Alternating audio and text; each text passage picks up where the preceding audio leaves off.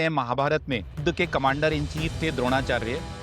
उन्होंने एक व्यू की रचना की जिसे चक्रव्यूह कहते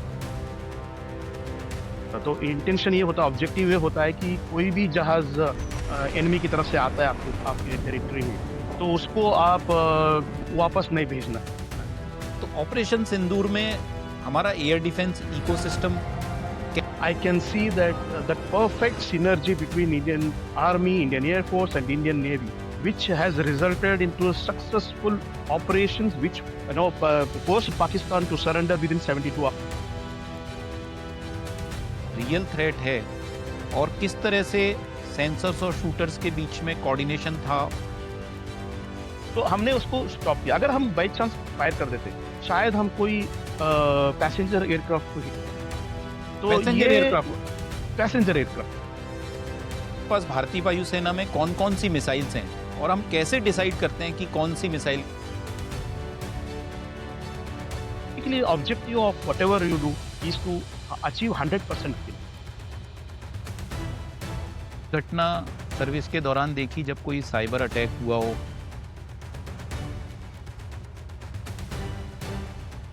And suddenly I got call in the midnight that your entire network centric command and control will is hacked.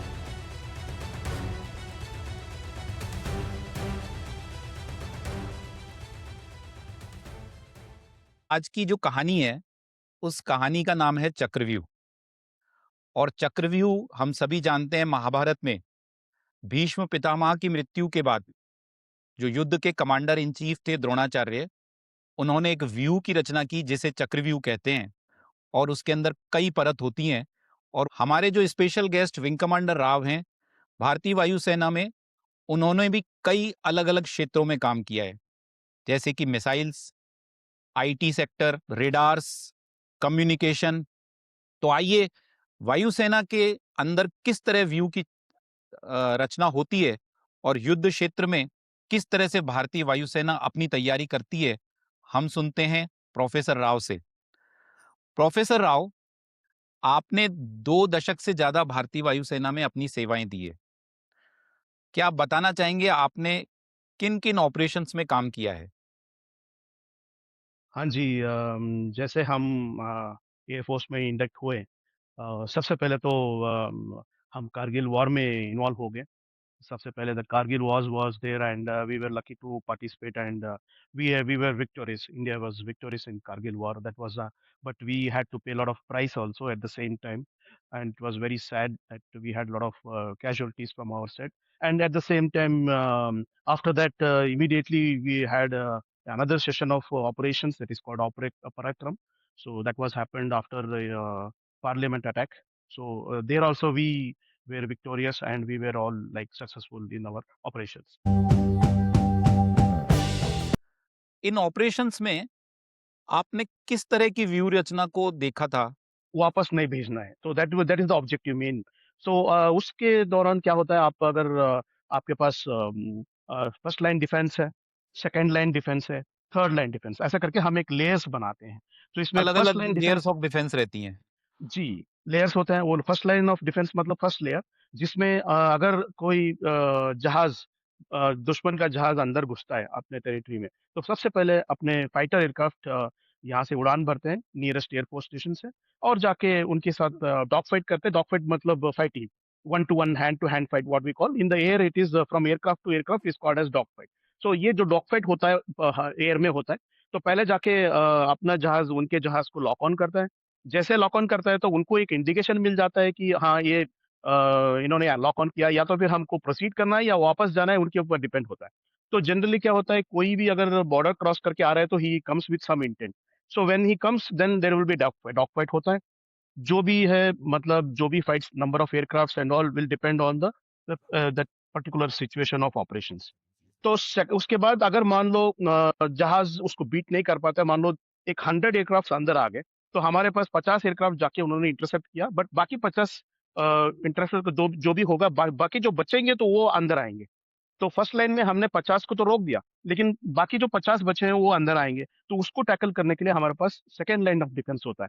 Second line of defence में होता है कि आपका जो एयर डिफेंस सेटअप होता है, जिसमें आपका मिसाइल्स है, जो there are different types of missile we have, in that जो भी रेंज है 50 किलोमीटर के अंदर आ जाता है, तो हमारा एक और लेयर शुरू हो जाता है जिसमें हमारा मिसाइल्स फायर हो जाता है। वो भी रडार के साथ लॉक ऑन करता है और फिर मिसाइल लॉन्च होती है। और फिर अगर मान लो 50 में अगर 25 भी मार दिया, तो बाकी 25 अंदर आएंगे फिर से थर्ड लेयर में। जैसे वो थर्ड लेयर में 25 आएंगे, तो थर्ड लाइन ऑफ डिफेंस जो होता है हमारा, जो कोर होता है, जिसमें हमारा ये होता है कि एक सैम 8 होता है, तो उसमें इग्ला मिसाइल्स होता है, शोल्डर फायर मिसाइल्स होते हैं, जिससे आप फायर कर सकते हो, तो वो थर्ड लाइन ऑफ डिफेंस में आ जाएंगे। तो बहुत क्लोज फ्रंट वॉर फ्रंट होता है वो, तो आपका बिल्कुल एयरफील्ड के अंदर ही आसपास ही होता है। तो उसमें आप बाकी 25 को मार गिरा दो, फिर हो गया आपका थर्ड लाइन ऑफ डिफेंस। तो ये एक हमारा एक व्यू रचना होती है उसमें, चक्र व्यू, जो मतलब अगर अंदर आ गया तो 100 एयरक्राफ्ट भी आइंदा अंदर आएंगे तो सारे के सारे खत्म होना चाहिए। तो that is the main objective of this चक्र view.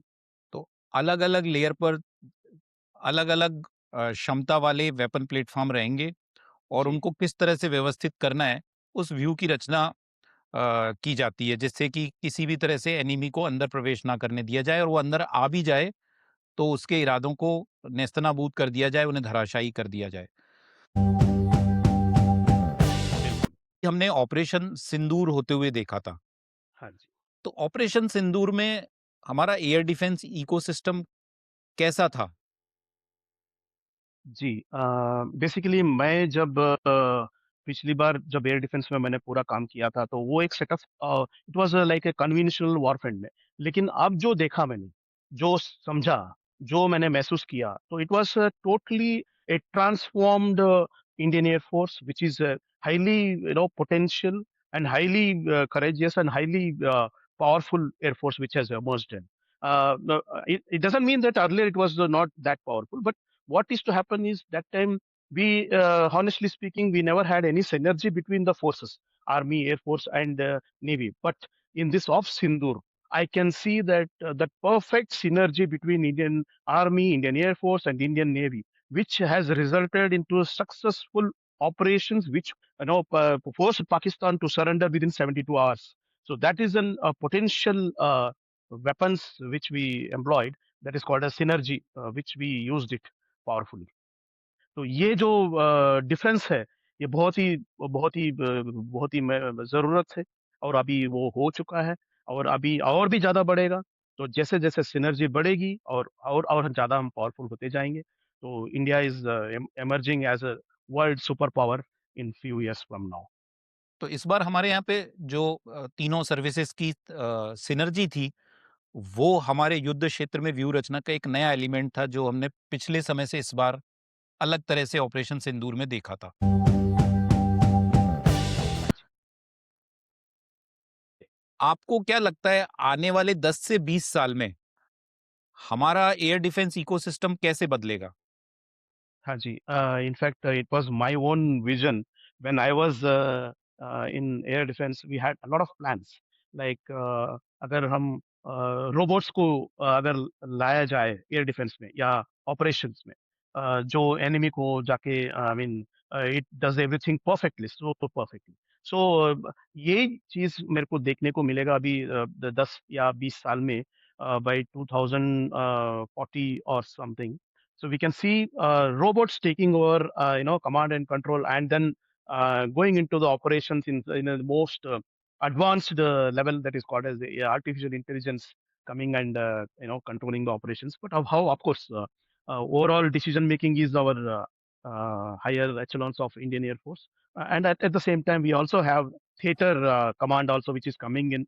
So that will be the super decisive powers which are coming, but it will be assisted by artificial intelligence, which I can see, because we are working so many projects we are having in our own colleges, and we are collaborating with Indian Institute of Science, and we are working on some various important projects which also will help developing into artificial intelligence and machine learning software, assisted weapon systems and all. So this is going to be a new era of warfare, which is going to come in the next 10 to 20 years. तो आने वाले युद्ध artificial intelligence के साथ लड़े जाएँगे और वहाँ पर सैनिकों का स्थान शायद रोबोट्स ले लेंगे। जी। हम जब एयर डिफेंस की बात करते हैं तो उसके अंदर कुछ सेंसर्स होते हैं जो हमें दुश्मन की सूचना देते हैं, और कुछ जी, शूटर्स होते हैं जो जी, दुश्मन को गिराने का काम करते हैं। जी।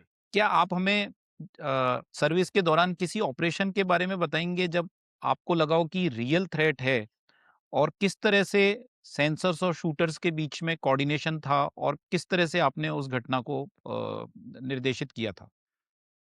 देखिए कैसा होता है कि जो भी हम करते हैं प्रैक्टिस ये होता है कि जो असली या नकली कुछ नहीं होता है। जो ऑपरेशंस ऑपरेशंस होता है। जब भी हम सिमुलेटेड एक्सरसाइज करते हैं, जो भी हम सिमुलेट करते हैं, वो भी हम actually as if it is real scenario सो ऐसा होता है ऑपरेशन का, ऐसा माइंडसेट ही ऐसे होता है क्योंकि हर बार हम जब भी हम ऑपरेशंस को देखते हैं तो it is serious. It is not simulated है तो हम कैजुअल ले लेंगे, नहीं, नहीं ये कुछ है ही नहीं, टाइम पास ऐसा नहीं है। it is a perfect operations practice है। तो सिमुलेशन आल्सो हमारे रडार के अंदर हमारे मिसाइल के अंदर हम जब कैबिन कंट्रोल कैबिन में हम बैठते हैं, हम प्रैक्टिस करते हैं। हमें तो कभी-कभी मार भी पड़ता था पीछे से हमारे सीनियर्स मार मारते थे। अगर कोई गलती से भी हमने कोई स्विच ऑफ वहाँ का यहाँ का गलती से कर दिया तो। तो वो उस लेवल का प्रैक्टिस और उस लेवल का हमारा जो कमिटमेंट होता है, ताकि अगर ये असली हो, नकली हो, operations we are ready 24/7 Indian Air Force is ready for any kind of operation, any kind of air defense. So that kind of mindset we had and we are now at present. तो ये है but एक इसमें अगर थोड़ा बताना चाहूँगा कि इसमें एक चीज़ हुई थी, जैसे आपने बोला कि डिसीजन मेकिंग कैसे होता है जैसे कोई चीज़ में। तो हम एक जगह पे थे, मैं जगह का नाम नहीं बता सकता और क्या था वो नहीं ज़्यादा नहीं बता सकता। उस ऑपरेशन के दौरान हम लोग फ्रंट पे थे, बॉर्डर पे डिप्लॉयमेंट थे। डिप्लॉयमेंट मतलब हम लोग जब वॉर शुरू हो जाता है तो हम जाते हैं near to the border, whichever border and we go and do all the operations. तो उसमें हम लोग कुछ ट्रैकिंग वगैरह कर रहे थे, सर्वेलेंस भी कर रहे थे। तो उसमें क्या हुआ एक दिन ऐसा सिचुएशन हुआ मिडनाइट रात को हम एक्चुअली सब करके सो रहे थे। अचानक एक अलर्ट आया हमारे ऊपर कि बोले कि हमारे हाई कमांड ने बोला कि there something is happening please check it. तो हम अपना सेंसर्स ऑन किए, रडार भी ऑन किए और चेक कर रहे थे। तो हमको एक अनयूजुअल कुछ मिला हमें रडार में, पिकअप मिला।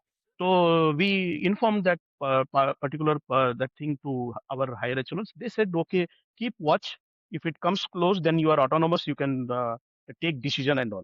But we were under a situation that Indian Air Force and all, we think that we have to be 100% sure before we open fire, because we have to be 100% sure because it should not be a kind of any other thing. So हमने जब check किया, cross check किया, एक जहाज का हमको एक eco मिल रहा था रडार में। हमने उसको ट्रैक भी किया, लॉक ऑन भी किया और just we wanted to fire. अगर हम फायर करते तो शायद टारगेट अचीव भी हो जाता, लेकिन हमने सोचा कि एक बार क्रॉस चेक कर ले इसमें, मतलब बिफोर फायरिंग। क्योंकि इंडियंस में क्या ना एक हमारा एक वो होता है कि better be don't do some mistakes, some kind of mistake. So when we check किया उसको, बार बार चेक किया, और हमारे पास एक टेक्निकली एक हमारे पास एक सिस्टम है जिसमें हम चेक कर सकते हैं कि whether it is real target और a fake target or something like that. So it is called as the IAGC switch. Is very it's very simple instantaneous gain control which is there in all the radars. And when we used that, using that we could able to see that it was not a fighter aircraft, because the speed was also not that, and it was actually a passenger aircraft, airplane, domestic airplane or international airplane, which was flying very high. And what in radar, what happened, there is some kind of anomaly where your ambiguous range will appear as if that aircraft is coming near to you. तो एक थोड़ा सा error आता है उसमें radar में। तो उस रडार के एरर की वजह से हमको एक कंफ्यूजन हुआ था कि कुछ जहाज हमारे तरफ आ रहा है। तो क्योंकि वो ऑपरेशंस में ऐसा ही होता है जब आपको, तो हमने फिर उसको कंफर्म किया तो ये नहीं था। तो फिर हमने सोचा कि ठीक है, हमने हमारे हायर हायर उसको बता दिया कि भाई ये नहीं है। तो हमने कंफर्म किया तो उन्होंने बोला ठीक है, hold fire, don't do anything. तो हमने उसको स्टॉप किया। अगर हम बाई चांस फायर कर देते, शायद हम कोई पैसेंजर एयरक्राफ्ट को हिट कर देते। तो पैसेंजर ये एयरक्राफ्ट। पैसेंजर एयरक्राफ्ट मतलब कोई एयरलाइंस। बड़ा ही इस तरह के निर्णय लेते वक़्त आपको बड़ा ही शांति से काम करना पड़ता होगा, और अपना कूल एंड काम मेंटेन करना पड़ता होगा, क्योंकि आपके एक निर्णय से 2 देशों के संबंध में अंतर आ सकता है, कई लोगों की जान जा सकती है, तो बड़ा ही मुश्किल होता होगा उस स्थिति को हैंडल करना। बिल्कुल जी, बिल्कुल, बहुत सिचुएशन प्रेशर भी होता है क्योंकि मेरा मैं बैटरी कमांडर था तब मैं I was the commanding the battery, entire battery I was commanding. तो मेरा hands were on it was on the launch button actually. In fact जियो is there is one person who is sitting मेरा ये साथ में रहता है, तो उनको मैं अगर कमांड दूँगा तो वो फायर कर देगा। तो ऐसा हालत था, तो मैंने होल्ड किया, नहीं, नहीं hold, because I was commanding the entire thing, so I said hold, let us confirm again. आपके बैटरी कमांडर की बात से मुझे एक चीज़ याद आई है, कल ही मेरे एक मित्र थे, उनसे बात कर रहा था। जी, तो वो बैटरी कमांडर थे और एक एयरफोर्स स्टेशन में थे। तो जी, शाम को जब वो वॉक कर रहे थे, तो जी, उस स्टेशन के जो बॉस थे, जिनको हम जी, एओसी बोलते हैं, उनसे जी। उनकी मुलाकात हुई और हाँ जी, एओसी ने पूछा कि आप कौन हैं? जी। तो इस ऑफिसर ने कहा मैं बैटरी कमांडर हूँ। हाँ जी। तो एओसी ने कहा इस स्टेशन में केवल एक ही कमांडर है और वो मैं हूँ। हाँ जी, हाँ जी। उन्होंने फिर दूसरा सवाल पूछा कि अब बताओ अब तुम कौन हो? तो उस ऑफिसर ने कहा साहब मैं बैटरी हूँ। ये बहुत ही फ़ेमस एक अच्छा जोक था ये हमारे यहाँ पे बहुत फ़ेमस था ये। हमको है भी ना? सुनने में मिला था। ये सच में हुआ है, ये सच में हुआ है और कमांडर भी बहुत डायनामिक कमांडर थे तो जिसको भी वो मिलते थे तो इतने सब लोग डरे हुए रहते थे कि भई कुछ हो जाएगा। हाँ, कमांडर तो एक ही है, आप ही कमांडर हो। तो आप क्या है? उन्होंने पूछा, भई if I am commander then who are you? हाँ। Then sir I am battery. तो जब आप कमांडर होते हैं और मान लीजिए जैसे किसी एक स्थिति में आपको पता लग गया कि अब जो एनिमी का कोई प्लेन हमारी तरफ आ रहा है, जी, उस समय आपको अब डिसीजन लेना है और मिसाइल्स फायर करनी है। जी। तो हमारे पास भारतीय वायुसेना में कौन-कौन सी मिसाइल्स हैं और हम कैसे डिसाइड करते हैं कि कौन-सी मिसाइल का प्रयोग करना है? हाँ जी, ये थोड़ा वेरी ट्रिकी क्वेश्चन है बिकॉज़ इसमें क्या होता है कि it is very difficult to take decisions on what missiles we have to use and that is not decided by any local commanders, it will be decided by the higher HMS. Basically वो लोग बोल देंगे कि कौन-सा deploy करना है, कौन-सा fire करना है, तो वो लोग डिसाइड करेंगे and there are many orders which are passed. So as per that orders जो होता है, जो हायर एचेलॉन्स देता है, तो उसको हम फॉलो करना होता है। तो उसमें अगर मैं बताऊँ तो इसमें लॉन्ग रेंज मिसाइल्स होती है, शॉर्ट रेंज मिसाइल्स होती है, मीडियम रेंज मिसाइल्स होती है। तो as per the situation, as per the operation, as per the जो करंट सिनेरियो बन रहा है, उसके हिसाब से you have to take as a local commander you have to take decision on that.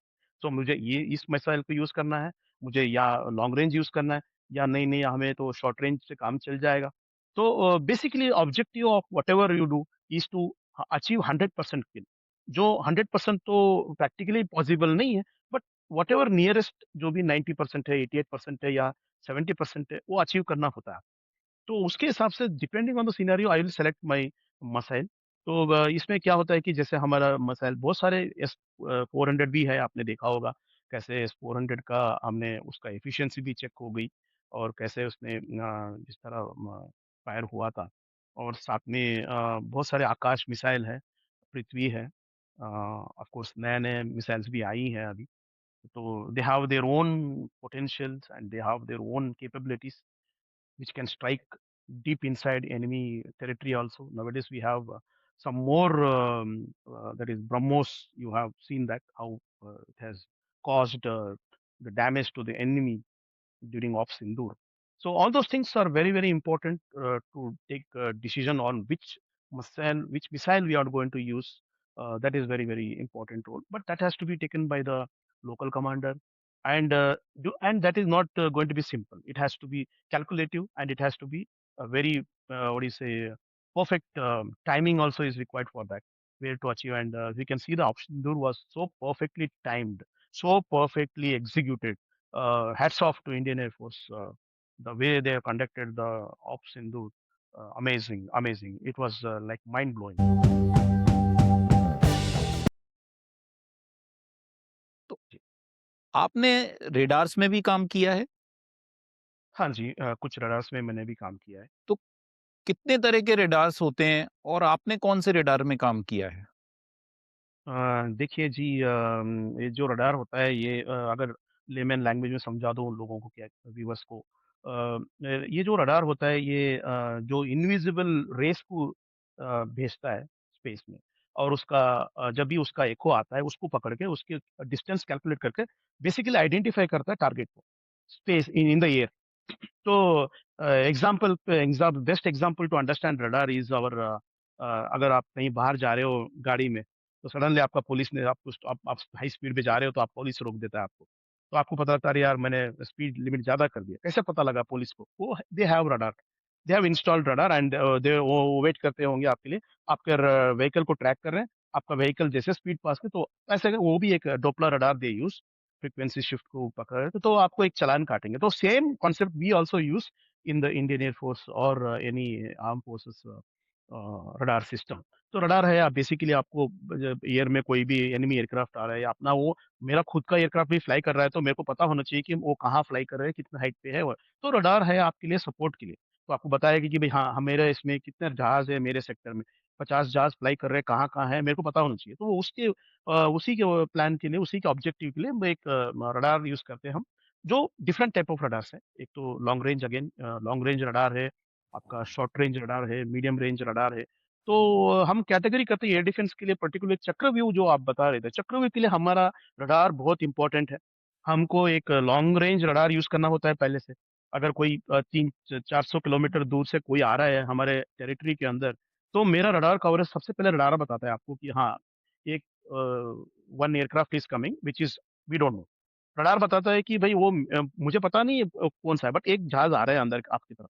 तो ऐसे करके मेरे को एक लॉन्ग रेंज रडार में मेरे को एक मिल जाए, तो मैं उसके क्या करता हूँ, उसका कैलकुलेट करता हूँ, मेरा अपना एयरक्राफ्ट कहाँ फ्लाई कर रहा है, कितने एयरक्राफ्ट है, और वो कितना दूरी पे है, वो कहाँ से आ रहा है। तो वो सब हम ट्रैक मिल जाता है, तो उससे हम कैलकुलेट, हाँ भाई ये आ रहा है उस तरफ से, और अब ये अननोन एयरक्राफ्ट है। हम क्या करते हैं, उसमें एक रडार में एक और खूबसूरत सिस्टम है, which we call it as IFF, identify friend और फो। सो एक अच्छा सिस्टम है जिसमें हमको पता लग जाता है कि जो भी एयरक्राफ्ट अंदर आ रहा है, वो दोस्त है या दुश्मन है।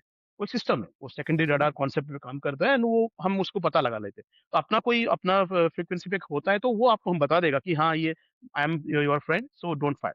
सो मगर अगर वो कोई एनिमी होता है, तो उससे पता लग जाता है कि वो एनिमी है, तो हमको अलग से एक्शन लेना पड़ता है उसके लिए। हाँ, और ये तो तो बहुत जैसे वो ज़रूरी है, लॉन्ग, नहीं तो आप बहुत ज़रूरी है, नहीं तो आप अपने जहाज को भी उड़ा सकते हो।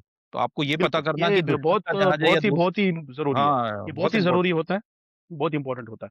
तो हुँ, और वॉर वॉर में तो ये बहुत ज़्यादा कन्फ्यूज़न होने का बहुत ज़्यादा चांसेस होता है, क्योंकि वॉर में क्या होता है कि हमें we can not take chances with any, दुश्मन आ गया अंदर, आपको मारना ही पड़ेगा ना, तो आप ऐसे बैठ नहीं सकते हो। तो बार-बार आप क्रॉस चेक भी नहीं कर सकते हो। एक बार कन्फर्म हो गया, तो आपको डाउट है, ठीक है, कोलैटरल डैमेज होता है, कुछ नहीं कर सकते उसमें, तो आपको फायर करना ही पड़ेगा। तो लॉन्ग रेंज में हो गया, आपने लॉन्ग रेंज में आइडेंटिफाई कर लिया। देन आपका शॉर्ट रेंज रडार जो होता है, वो आपको एक ट्रैकिंग जोन में लेके आ जाता है एयरक्राफ्ट। अगर मान लो वो एयरक्राफ्ट अंदर आ गया, तो ट्रैकिंग जोन में आपको एक दूसरा लेयर शुरू हो जाएगा, उसमें भी एक लेयर्स है, तो वो आपको ट्रैकिंग जोन में आ जाएगा, तो आपका फायरिंग रेंज में आ जाएगा। तो आपका मिसाइल जो है, वो गाइडेड होता है, रडार के साथ इंटीग्रेटेड होता है। ऐसा नहीं कि missile will work separately and radar will work, no, it is a integrated one. So missile has to work with the radar. So what I can call it is a missile guided radar, or whatever way, missile controlled radar, something like that. So we have different type of radar. तो आपका short range में आ गया, तो आप using your short range radar, you open fire and help. Missile also requires guidance. It is not that आपने missile fire कर दिया तो जाके वो एयरक्राफ्ट को हिट करेगा, नो, क्योंकि एयरक्राफ्ट भी आपका वो एनिमी एयरक्राफ्ट है, जो वो भी जा रहा है, मूविंग है। सो मूविंग टारगेट को हिट करना है, तो आपको गाइड करना पड़ेगा, मिसाइल को बताना पड़ेगा कि भाई ये लेटेस्ट लोकेशन है। तो you have to use a computer guided system, which radar takes over, which radars helps in that, radar करता है वो काम। तो वो हेल्प करता है मिसाइल को, yes, you go here, the new location of the target, enemy target is here, please go there and hit, take the corrections, go and hit. So only advantage इसमें ये होता है कि जहाज अगर 600-700 किलोमीटर पर आवर, मिसाइल का speed होता है 1100 मीटर्स पर सेकेंड। तो ये स्पीड होता है मिसाइल का, बहुत फास्ट होता है। एंड उसका जो टेक्नोलॉजी है, उसका जो सिस्टम है, बस वो एनिमी एयरक्राफ्ट को डिस्ट्रॉय करना ही है, करना है। तो सेकंड्स में होता होगा सब कुछ। ये सब बिल्कुल, एक बार आपने फायर कर दिया, 25 सेकंड्स, 20 सेकंड्स, मैक्सिमम 30 सेकंड्स। हमने मिसाइल्स की बात करते हैं, रेडार्स की बात करते हैं, लेकिन अब युद्ध में तो हम देख रहे हैं कि हम उस एरा में आ गए हैं जबकि साइबर अटैक्स बहुत तेजी से बढ़ रहे हैं। और एक साइबर अटैक, एक आपका नेटवर्क फेल्योर और पूरा सिनेरियो चेंज हो रहा है। आपने कोई ऐसी घटना सर्विस के दौरान देखी जब कोई साइबर अटैक हुआ हो और किस तरह से आपने हैंडल किया? देखिए मैंने तो एक्चुअल साइबर अटैक तो नहीं देखी, लेकिन कुछ फेक साइबर अटैक्स होते थे। फेक मतलब मैं जब थोड़ा हायर एचेलॉन में काम करता था, जब मैं डिप्टी डायरेक्टर था, तो उस समय एक ऐसा कॉल्स रिसीव किए हमने। तो अचानक मैं ड्यूटी पे था and suddenly I got call in the midnight that your entire network centric command and control will is hacked, all your systems have been hacked करके एक मैसेज आया। अब वो कॉल कहाँ से आया, क्या आया, कुछ नहीं पता था। तो जैसे मेरे को इन्फॉर्मेशन मिली तो मैंने अपना जो अलर्ट सिस्टम है उसको एक्टिवेट किया और लोगों को बताया भाई चलो देखो चेक करो। तो हम रात भर चेक करते रहे। तो नेक्स्ट डे देखा कि कुछ था नहीं। It was a kind of fake system. Dr. Rao, thanks a lot that you gave your valuable time and you shared thank you. your experiences which you found during your service life. चक्रव्यूह में जिस तरह से एक योद्धा के गिरने के बाद दूसरा योद्धा तुरंत आता है और सर्कुलर फॉर्मेशन टूटती नहीं है, वो अभेद रहती है कि जिससे दुश्मन हमारे देश के अंदर ना प्रवेश कर सके और आ भी जाए तो वापस ना जा सके। राव तुम जाओ हुँ। उससे पहले हमें तुम्हारा एक गाना सुनना है। अरे! ये इतना ऑपरेशंस के अंदर गाना कहाँ से आ गया? नहीं बहुत दिन हो गए। ओ तेरा तू अगर मेरी ये हवाले तेरे जी, सारी राहें तेरी